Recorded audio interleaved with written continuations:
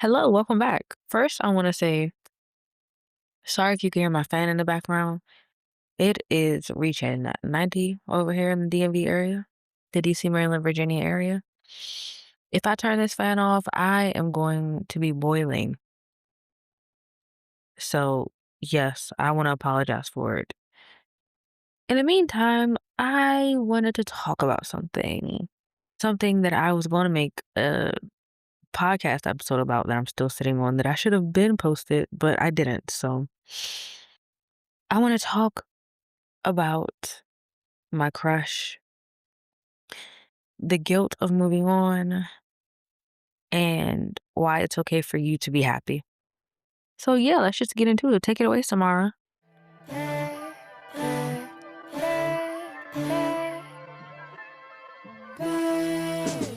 Okay, a few months ago, I started working.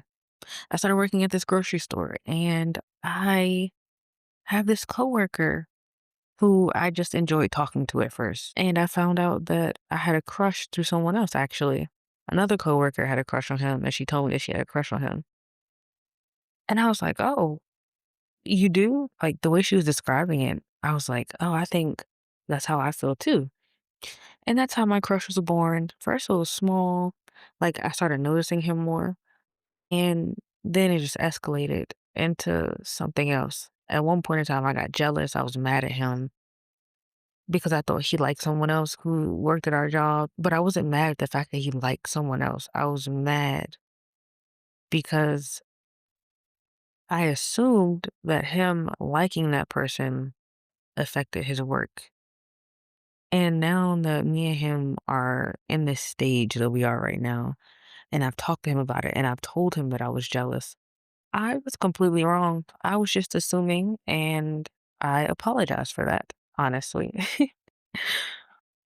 But I liked him for months. I had a crush on him for months. I would journal about him because when I would get over him, he would do something nice for me, like buy me a keychain with my favorite anime character on it, Gojo, or give me a hoodie with my favorite anime character on it, Gojo.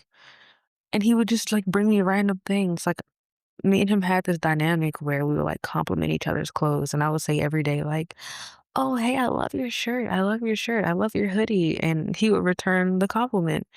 And it got to a point where he would tell me like, "Hey, I grew out of this shirt. Do you want it?" And he would just start bringing me things like his old shirts. And I have so many of his shirts now. It's crazy. But I didn't think that he liked me. I just thought that he was being nice, and I expressed this to my sister, and she said, "Well, you're stupid if you don't think that he likes you." And I was so blinded by my assumption of him liking our other coworker that I was jealous.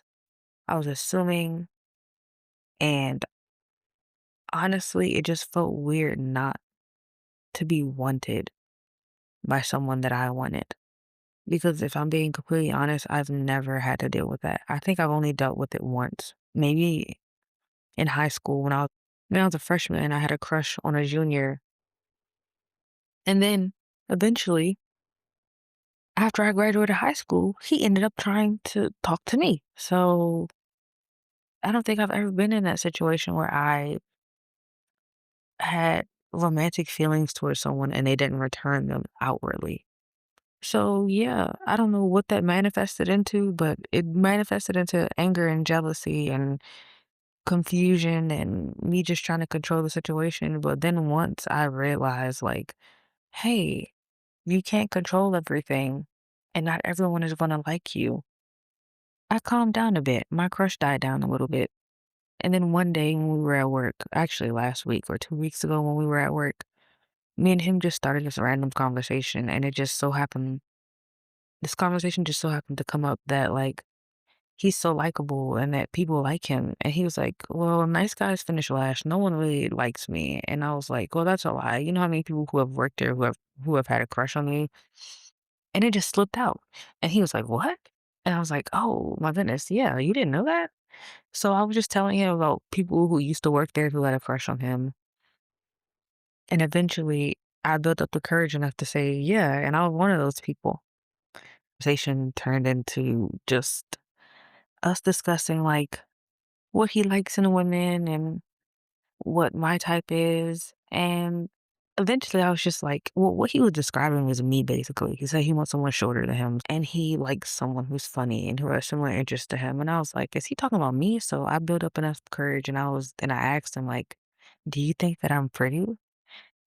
And he was like, yeah, I think you're really attractive. And what we are dealing with right now has just gone from there. Like we've gone out twice actually. And when we went on our what I call them dates or hangouts, someone told me I was in denial for not calling it a date, but we went to Target and we were walking around Target, we walked past I know, boo, boo, Target, I know, F Target. I mean, we didn't buy anything from Target, but we just walked around. When we were in Target, we walked past the Lego section and we're both he's really into Pokemon. I like Pokemon, but he's really into Pokemon, and he suggested that we build a Lego set together, and he said that since Eevee's your favorite Pokemon, we should build a Eevee Pokemon Lego set together, and I was like, "Oh, that's so nice. Yeah, we should." And then we ended up going out for lunch, and then we went to see a movie, and then we went to go get boba, and we stayed together for hours just talking and getting to know each other. And the more that I spoke to him, the more I was just like, wow, I really do like him. This is not just a work crush. And honestly, work isn't even weird when we see each other. I mean, yeah, we talk when we see each other, when we walk past each other, but we don't make it too obvious. Like we joke with each other like we were before. And then when we're off work, we're just constantly talking. And yesterday we actually hung out. We went to go buy that Eevee Lego set and we spent hours in a park building it. And then when the park closed, we sat in my car and built it. It was really fun actually. And I'm saying all this to say that in the midst of me forming this crush and actually starting to form real feelings for someone, I had this pang of guilt. And I talked about it in my journal yesterday morning, actually. And that pain of guilt was basically me feeling guilty for being happy after leaving my son's father. It was me feeling guilty for not wanting to hurt his feelings because I have feelings for someone else. Does that make sense? I don't want to hurt his feelings, so I feel guilty at the fact that I'm enjoying myself. I'm actually living my life. Because if I'm being completely honest, when me and him were together, all I did was sit in the house and raise our son. All I did was sit in the house and mother. I didn't do anything fun. And when I did do something fun, it was mostly with him or my sisters. And now, since I'm working and I'm meeting new people and I'm actually growing a life outside of him and our child, I sort of feel guilty about that. And I don't know why I feel guilty about it, but I do. And that's what I wanted to discuss today. I have no reason to feel guilty because my life is expanding. I was with him for 6 years. And in that 6 years, I'm not saying that we had a horrible relationship. We didn't. We just didn't work out. And that's okay. And it's okay that I like someone else. And it's okay that I want to, that I want to spend time alone. All of that is okay. I should not be feeling guilty about that. And yet I was feeling so guilty yesterday. When I was building a Lego set, he called me and told me that son was going to his sister's house and that he wanted to know when I was coming home because he wanted our son to say goodbye to me. And he basically his tone seemed like he was trying to guilt trip me. And I didn't like that. But it worked because after I hung up the phone, I did feel guilty. Like I wanted to say, hey, maybe we should stop building this Lego set so that I can leave. But I didn't. I fought that urge. And honestly, it's okay that I didn't see my son off to go to his aunt's house. That's fine. My son is literally going to have a fun weekend with his cousins, and I had a fun night to myself. There's no need to feel guilty about that. There's literally no reason to feel guilty because my life is expanding, because I like someone new. And the thing is, with this new crush situation, me and him like each other, but we're still just friends who hang out, who listen to music, who build Lego sets, who grab lunch, who go see movies. We haven't done anything. The most we've ever done is hugged each other. So why am I feeling guilty? I'm feeling guilty like I cheated on my son's father when I didn't. Like I'm still in a relationship with him when I'm not. I've been telling him for months and months and months that we are not together anymore. And I think I've also been trying to tell myself that as well.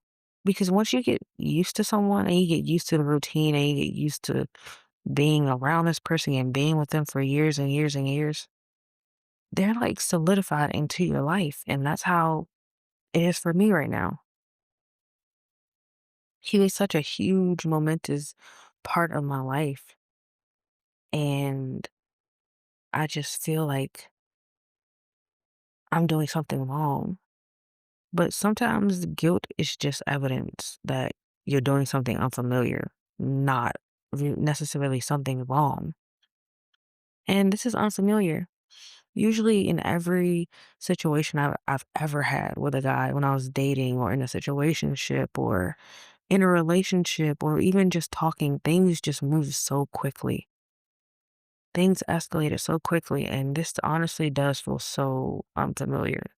Communicating with each other. We're telling each other, I'm telling him that I don't want to pursue anything right now because I'm still currently living with my son's dad. And I don't want anyone to feel uncomfortable in this situation. And when I told him that, he completely understood. He said that is fine and that he would still like to hang out with me. Like that is just so unfamiliar. He didn't try to guilt me. He didn't try to work around it. He didn't try to negotiate. He accepted it and said that he still would like to hang out with me. This is something different than anything I've had, and I'm not saying that it's gonna escalate into anything. I'm literally just enjoying it for what it is. Two coworkers who found out that we like each other and now we hang out as friends. That's literally all it is. So there's nothing to feel guilty about at all. And honestly, since I've been putting myself first lately, I moved upstairs into my old childhood bedroom to set a certain boundary with my son's dad and to like literally cement that we are not together anymore. I started hanging out with my coworker. I'm freaking flossing more. I'm taking better care of myself because my shower and my bathroom are up here right beside my room. I'm doing more creative things. I'm designing my room where I want to. There's there are windows with actual light coming through instead of me being stuck in that dark basement. I'm so much happier up here. And that was the first step of me choosing myself, bringing everything that means something to me into this room. My plants, my books, my figures, my Funko Pops, my vinyls, my posters, my calendar, everything. So, no, I don't feel guilty about pursuing this thing. I don't feel guilty about wanting to have time to myself because I barely had time to myself in the last 4 years. I don't feel guilty about wanting to make myself happy over trying to make everyone else happy anymore. And that's perfectly fine. Anyway, if you're in a similar situation where you've been feeling guilty because you've moved on from a situation or you have left your parents' house and they're making you feel guilty about it, or you're just wanting to start a new anything and someone in your life is trying to make you feel guilty about it, that means you're doing the right thing. Because, like I said earlier, sometimes guilt is just evidence that you're doing something unfamiliar, not something wrong. So don't let them and their fears project onto you. Even though it's unfamiliar, it does not mean that it's wrong. But thank you for listening. I didn't say this earlier. I wish I would have, but I hope you have a great day, week, month, and year. And I hope you continue to have a great day, week, month, and year. I'm Imani or Yanni, or whichever you prefer to call me. I will see you in the next one. And bye. Take it away, Samara.